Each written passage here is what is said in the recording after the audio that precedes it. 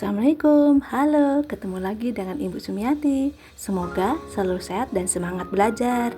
Nah, di video ini kita akan belajar IPA. Materi yang kita pelajari adalah sifat dan perubahan wujud benda.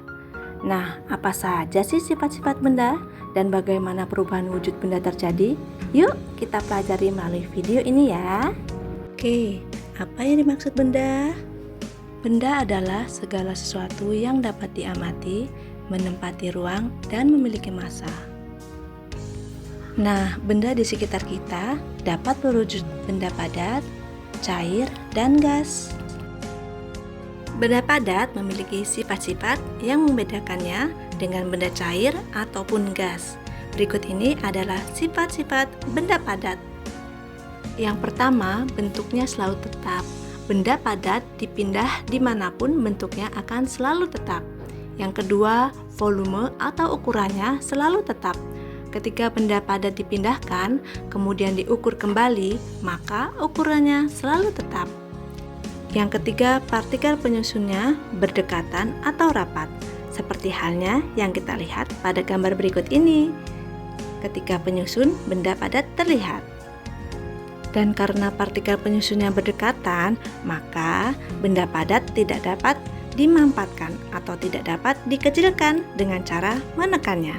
Contoh benda padat di sekitar kita ada batu, kulit bola, kayu, dan sebagainya. Benda cair memiliki sifat yang membedakan dengan benda padat dan gas. Berikut ini sifat benda cair.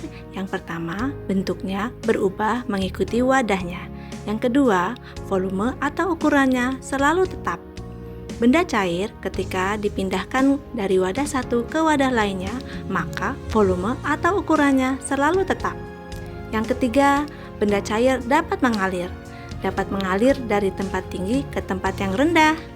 Yang keempat, menekan ke segala arah. Hal ini karena benda cair memiliki tekanan. Yang kelima, partikel penyusunannya agak berdekatan, seperti yang kita lihat melalui gambar berikut ini.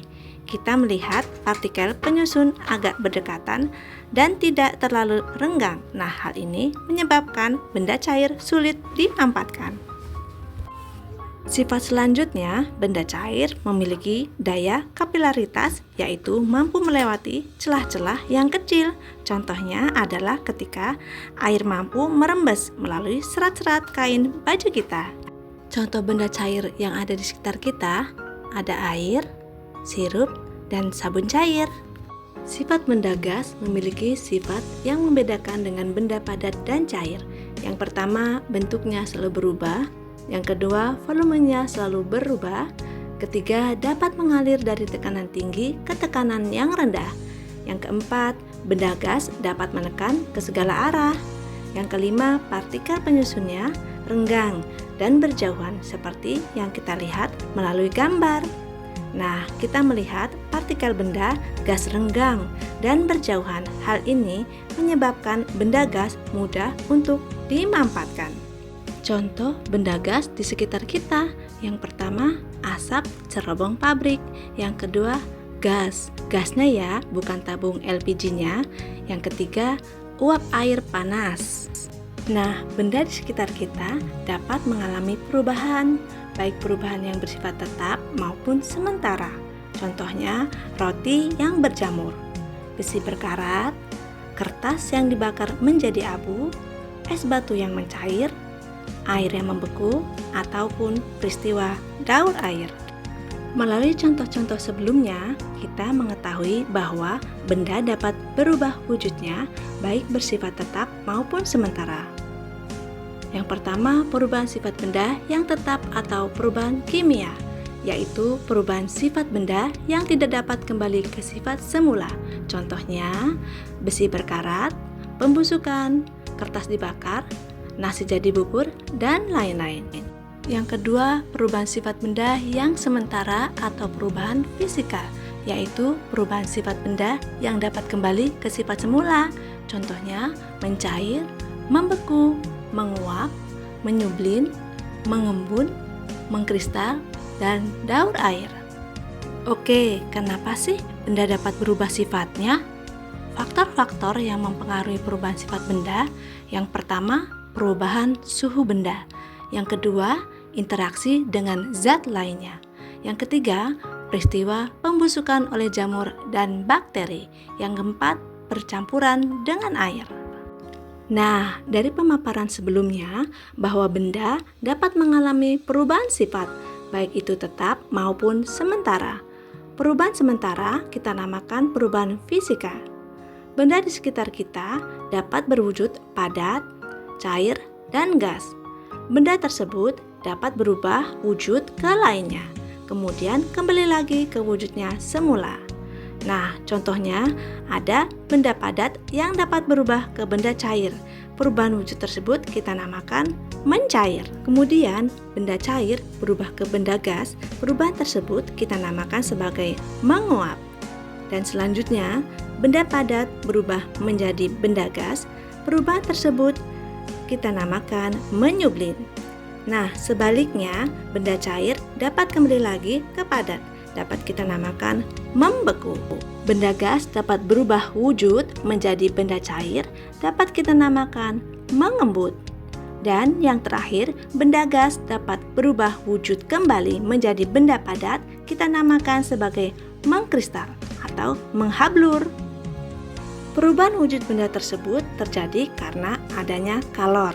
Nah, perubahan wujud benda yang dikarenakan benda tersebut menyerap atau menerima panas atau kalor adalah mencair, menguap, dan menyublin. Benda disebabkan melepaskan kalor atau panas atau mengalami pendinginan adalah membeku, mengembun, dan mengkristal atau menghablur.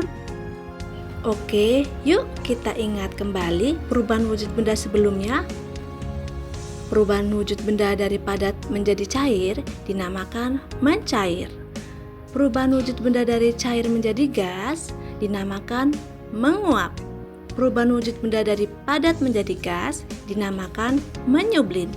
Perubahan wujud benda dari cair menjadi padat dinamakan membeku. Perubahan wujud benda dari gas menjadi cair dinamakan mengembun. Dan perubahan wujud benda dari gas menjadi padat dinamakan mengkristal. Contoh peristiwa mencair adalah es krim mencair terkena panas, aspal dicairkan sebelum digunakan, mentega dilelehkan saat dipanaskan dengan api, sebagian lilin meleleh saat terkena panas api, coklat batangan dilelehkan sebelum dicetak lagi, dan logam dilelehkan sebelum dicetak barang lainnya. Contoh peristiwa menguap di sekitar kita adalah baju basah dijemur menjadi kering. Dalam siklus air di bumi menguap karena terkena panas matahari. Saat mendidihkan air, sebagian air berubah menjadi uap. Peristiwa menyemprotkan parfum.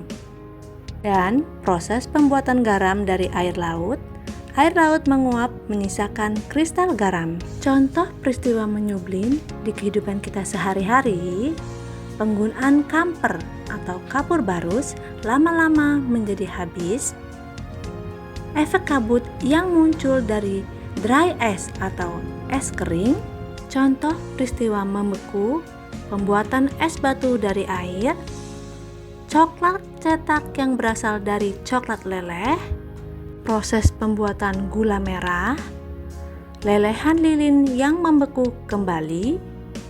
Contoh peristiwa mengembun di kehidupan kita sehari-hari, terjadinya embun di pagi hari, butiran air di luar gelas yang berisi es, gumpalan awan yang menjadi air hujan, kaca di dalam mobil basah saat hujan berlangsung, dan butiran air di dalam tutup teko yang berisi air panas.